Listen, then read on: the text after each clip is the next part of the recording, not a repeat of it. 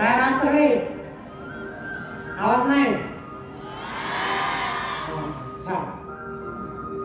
तर आज संपूर्ण जगभरामध्ये जागतिक योग दिवस साजरा केला जातोय. तर सुरुवातीला तुम्हा सगळ्यांना जागतिक योग दिनाच्या खूप खूप शुभेच्छा.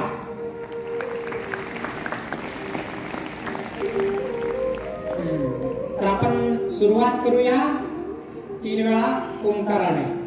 ओंकार करताना काय करायचंय? दोन्ही हात मांडीवरती ठेवायचे, तळ हात आकाशाच्या दिशेने, पाठीचा मणका सरळ ठेवायचा आणि 100% डोळे बंद ठेवायचे. आणि डोळे बंद ठेवून श्वास भरायचा आणि ओम असा उच्चार करायचा. माझ्या बरोबर करूया.